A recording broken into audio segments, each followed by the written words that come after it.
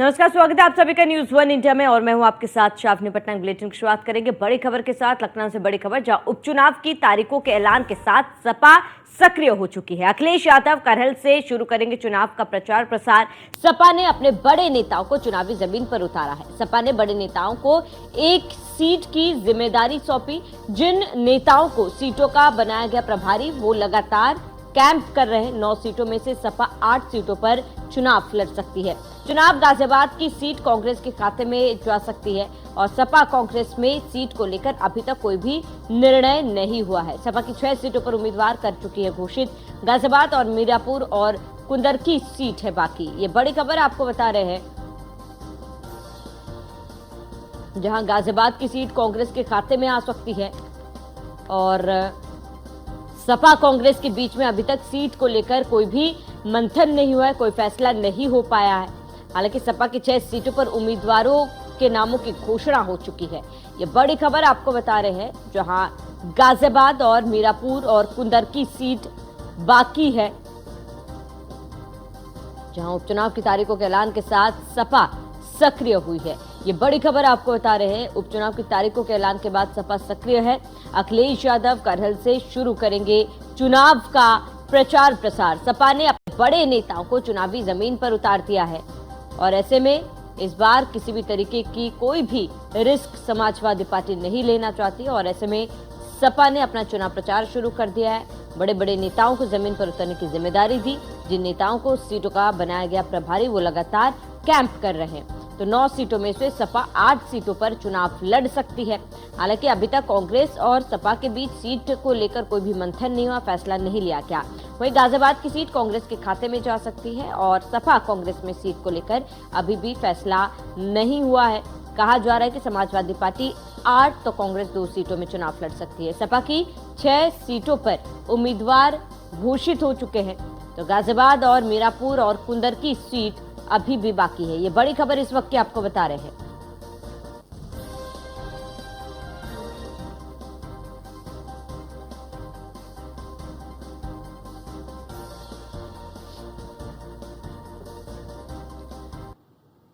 और अधिक जानकारी के लिए हमारे साथ मोहसिन खान, हमारे संवाददाता न्यूज रूम से लाइव जुड़ चुके हैं। मोहसिन, आप क्योंकि देखिए कल जिस तरीके से चुनाव की तारीखों का ऐलान हुआ है, जाहिर सी बात है सभी पार्टियां अपनी तैयारियों में जुटी हुई है और अब पूरे दमखम के साथ मैदान में उतरेगी। लेकिन अगर कांग्रेस और सपा की बात की जाए तो अभी भी सीटों को लेकर आपस में कोई मंथन नहीं हुआ, कोई फैसला नहीं हो पाया अभी तक सपा और कांग्रेस के बीच। क्या लगता है आगे जाकर कोई बीच का रास्ता निकल पाएगा गठबंधन में?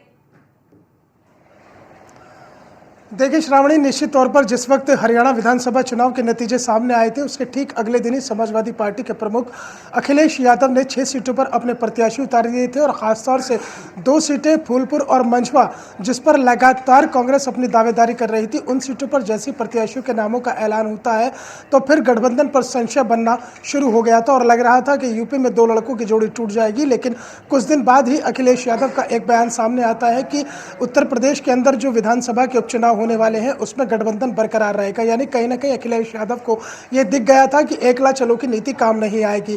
अब चूंकि 10 सीटों पर वो अपने प्रत्याशी घोषित कर चुके हैं, जिसमें मिल्कीपुर भी शामिल है, जहां से अजीत प्रसाद को प्रत्याशी बनाया है। हालांकि उस पर चुनाव की तारीख का अभी ऐलान नहीं हुआ है, चुनाव टला है एक याचिका की वजह से। तो कुल मिलाकर 6 सीटें पर उम्मीदवार घोषित हो जाते हैं और 4 सीटें होल्ड पर चली जाती हैं। गाजियाबाद, कुंदरकी, मीरापुर और खैर विधानसभा, ये 4 ऐसी सीटें हैं जिन पर उन्होंने अपने नामों का ऐलान नहीं किया था। अब चूंकि 1 सीट कम हो जाती है मिल्कीपुर, तो 9 सीटें बचती है और ऐसे में 8 सीटों पर वो खुद चुनाव लड़ सकती है और 1 सीट है वो गाजियाबाद है। गाजियाबाद कांग्रेस के हिस्से में जा सकती है और 3 बाकी की जो बचती हैं मीरापुर और कुंदरकी और खैर विधानसभा, इन तीनों सीटों पर समाजवादी पार्टी अपने प्रत्याशी उतार सकती है। क्योंकि कुंदरकी में 2022 के चुनाव में जियाउर रहमान बर्ग समाजवादी पार्टी के टिकट पर चुनाव जीते थे। मीरापुर में राष्ट्रीय लोकदल और समाजवादी पार्टी का गठबंधन था 2022 में, वहां पर राष्ट्रीय लोकदल के टिकट पर जो है चंदन सिंह चौहान चुनाव जीते थे और खैर विधानसभा में समाजवादी पार्टी तीसरे से चौथे नंबर पर चली गई थी। खैर विधानसभा एक ऐसी है जहां पर सपा का आज तक कोई असर दिखाई नहीं दिया और सपा की कोई खैर भी बनती हुई वहां नजर नहीं आती है। हाँ, इतना जरूर है कि खैर विधानसभा जो है वो एक सुरक्षित सीट है। यहाँ पर जो है 2008 में परिसीमन के बाद खैर विधानसभा सुरक्षित हो गई थी, एससी वर्ग के लिए सुरक्षित कर दी गई थी और यहाँ पर 2017 से लेकर 2022 तक भारतीय जनता पार्टी के टिकट पर चुनाव लड़ रहे अनूप प्रधान चुनाव जीतते रहे हैं। चूंकि अनूप प्रधान को लोकसभा का चुनाव भारतीय जनता पार्टी ने लड़ाया था, जिसके बाद ये खैर विधानसभा सीट खाली हो गई थी। खैर विधानसभा सीट का अपना एक इतिहास रहा है। ये एक जाट बाहुल्य सीट है। जाट जिसके साथ चला गया वही प्रत्याशी यहाँ से जीत गया। अगर हम बात करते हैं जब ये सीट अस्तित्व में आई थी 1967, 1974 और 1978 के बाद से 1980 में लगातार यहाँ से कांग्रेस के उम्मीदवार जीतते रहे हैं। 1991 में जब राम लहर चल रही थी उस वक्त यहाँ पर भारतीय जनता पार्टी के उम्मीदवार जीते थे और तकरीबन 37 साल का सूखा खत्म किया था 2017 में। तो कुल मिलाकर खैर विधानसभा सीट पर समाजवादी पार्टी का ऐसा कोई असर दिखाई नहीं देता। हालांकि कांग्रेस इस सीट को मांग भी रही थी, कांग्रेस ने इस सीट पर दावा किया था, लेकिन ऐसा लगता है कि शायद खैर विधानसभा सीट पर भी समाजवादी पार्टी अपना ही उम्मीदवार उतारेगी।